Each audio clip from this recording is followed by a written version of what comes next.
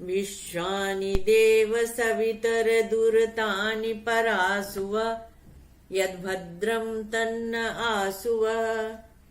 ॐ हिरण्यगर्भः संवर्तताग्रे भूतस्य जातः पतिरेक आसीत् सदाधार पृथिवीं द्यामुतेम कस्मै देवाय हविषा विधेमः। ॐ आकृष्णेन रजसा वर्तमानो निवेशयन्नमृतं मर्त्यं च हिरण्येन सविता रथेना देवो याति भुवनानि पश्यन्। ॐ भूर्भुवः स्वः तत्सवितुर्वरेण्यं भर्गो देवस्य धीमहि धियो यो नः प्रचोदयात्। विद्या की देवी सरस्वती, माता पिता गुरु, नवग्रह की चरण वंदना एवं आप सभी बुद्धिमान सुधी सहृदय दर्शकों को मेरा हार्दिक अभिवादन तथा नमन। आज हम आपसे बात कर रहे हैं अग्नि तत्व की, जिसका स्वामी होता है सूर्य।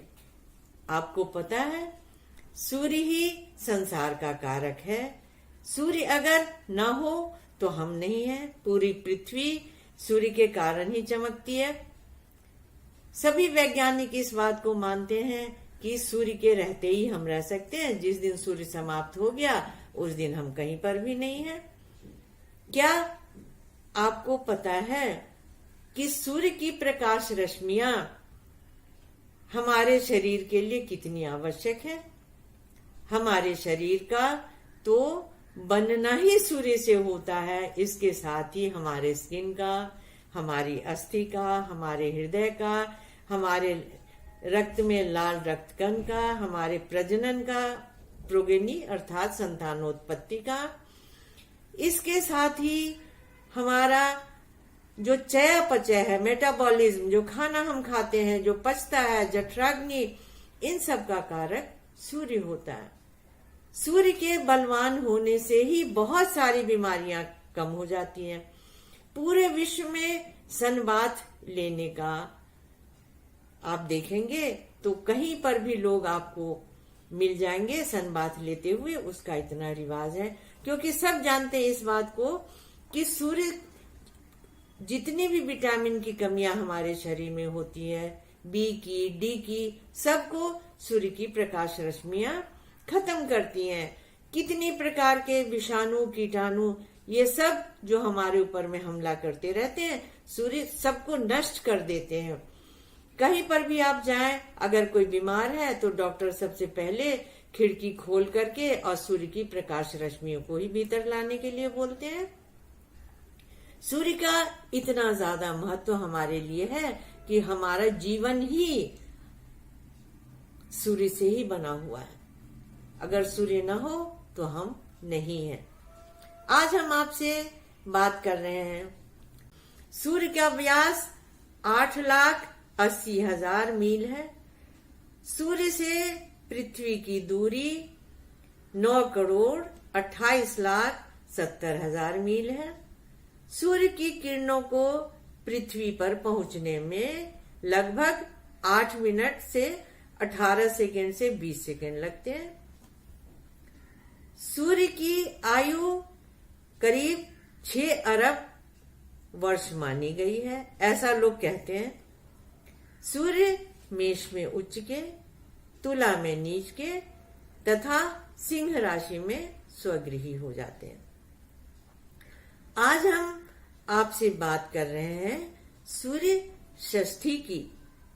आपको पता है कि पहले नक्षत्र की गणना कृत्तिकाओं से होती थी, कृत्तिका नक्षत्र से होती थी, जिसके स्वामी सूर्य हैं। वर्तमान समय में विंशोत्तरी दशा में केतु से गणना प्रारंभ होती है, क्योंकि पहले कृत्तिका से होती थी, पृथ्वी धीरे धीरे स्लो हुई तो भरनी से, और अब अश्विनी से, जिसका स्वामी केतु है, उससे गणना प्रारंभ हो गई। क्योंकि कालांतर में सभी ग्रह धीरे धीरे करके स्लो होने लग जाते हैं, इसका असर हमारे जीवन पे भी पड़ता है। आप देख रहे होंगे कि अभी जाड़ा, गर्मी, बरसात सब धीरे धीरे करके धीरे होने लगे हैं। आप स्वयं इसका अनुभव करते होंगे। ठंड भी देर से, गर्मी भी देर से और बरसात भी देर से। अभी हम आपसे बात कर रहे हैं सूर्य षष्ठी की। सूर्य षष्ठी क्या है? जिसमें जितने भी प्रकार के फल हैं, अन्न हैं, सबको मिला करके सूर्य की पूजा की जाती है। जल के किनारे सूर्य को अर्घ्य दिया जाता है। पूरे विश्व में इसको बहुत सारे देशों में मनाया जाता है। भारतवर्ष में तो क्या, न्यूयॉर्क में हडसन नदी के किनारे, वॉशिंगटन डीसी में पोटोमैक, इसी प्रकार से बहुत सारे शहरों में भी इसको मनाने की प्रथा हो गई है।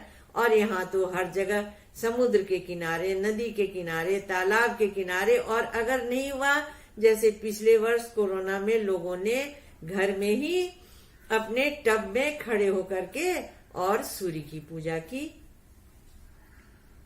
आप ये देखें कि शाम का अर्घ होता है। शाम का अर्घ क्या कि जो सूर्य है वो जो तुला में कमजोर हो गए हैं, वो अब अस्ताचल की ओर चले गए हैं और अगले दिन प्रातःकाल उगते हुए सूरज को, अर्थात जो उनकी नीचता थी, वो अब समाप्त होने लगी है। अब वो सूर्य आगे चले जाएंगे। सूर्य का आगे की ओर जाना, उत्तरोत्तर वृद्धि, ये बहुत ही शुभ होता है। यहाँ पर मैं आपको एक बात और भी बता दूं। उदेति सविता ताम्र ताम्र एवास्तमेति च संपत्तौ वा विपत्तौ वा महताम एक रूपता। डूबता हुआ सूरज भी लाल रंग का होता है और उगता हुआ सूरज भी लाल रंग का होता है। संपत्तो व विपत्तो व, संपत्ति हो या विपत्ति हो, आप सुख में रहे या दुख में रहे, दोनों में समान रूप से रहना, यही बड़प्पन है जीवन में। इसको आप अपनाएं। अभी इसमें जो लोग चढ़ाते हैं वो मैं आपको बताऊं। जितने भी प्रकार के अन्न होते हैं, फल होते हैं, चावल का लड्डू, गेहूं का ठकुआ और विभिन्न प्रकार की मिठाइयां, फल जो भी उगता है, सबको चढ़ाते हैं सूर्य को। क्या आप जानते हैं कि अकेला जो पावक तत्व है, अग्नि तत्व है, सूर्य है, वो कुछ नहीं कर सकते अगर वो समुद्र से खारा जल लेकर के और हमारे ऊपर में मीठा जल ना बरसाएं। अगर जल ना हो तो ऊसर बीज बए फल जथा, ऊसर में कभी भी नहीं होगा फल, नहीं उगेगा बीज। और जो पृथ्वी है वो ही अगर ना हो तो फिर जल का और सूर्य का क्या महत्व? कहाँ पे ये सारी वनस्पतियां उगेंगी, कहाँ पर आपका फल उगेगा और कहाँ पर अन्न उग जा सकेंगे आप? ये सभी पृथ्वी तत्व के कारण ही है। इसके साथ ही जो चौथा तत्व है वो है वायु तत्व, अर्थात शनि। आपको तो मालूम ही है, मैंने आपको पहले भी बताया है कि वायु तत्व से कार्बन डाइऑक्साइड लेकर के पौधे फोटोसिंथेसिस के कारण अपना भोजन बनाते हैं, और अगर ऑक्सीजन ही नहीं होगा तो सांस कैसे लेंगे? इसकी इतनी महत्ता है।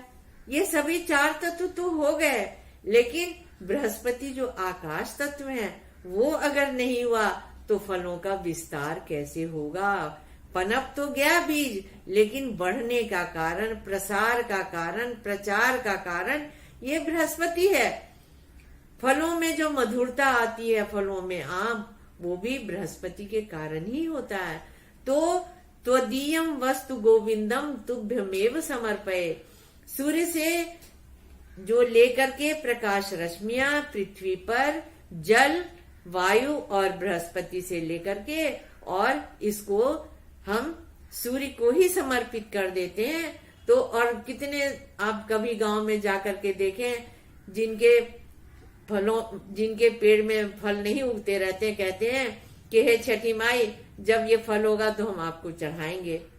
इतनी आस्था है लोगों के मन में। विभिन्न प्रकार का गन्ना है, मूली है, सुपारी है, जो भी फल होता है सबको लोग सूप में डाल करके चढ़ाते हैं और जल का अर्घ देते हैं, अर्थात कि सभी पंच तत्व का सम्मिश्रण बना रहे। और हमारे शरीर में भी पंच तत्व है और इस पृथ्वी पे भी पंच तत्व है, जिससे कि हम सब लेकर के करते रहते हैं। याद रखें, पंच तत्व ने दिया तो सब कुछ है, लेकिन अगर आपने परिश्रम नहीं किया, फल को, सब्जी को, पेड़ पौधों को उगाया नहीं, और अगर आपको हाथ उठाने में भी, सूर्य को जल देने में भी आपको परिश्रम तो करना ही पड़ेगा, उसी से सब कुछ आप पा सकते हैं। शतपथ ब्राह्मण में भी कहा गया, तमसो मा ज्योतिर्गमया असतो मा सद्गमया मृत्योर्मा अमृतम गमया।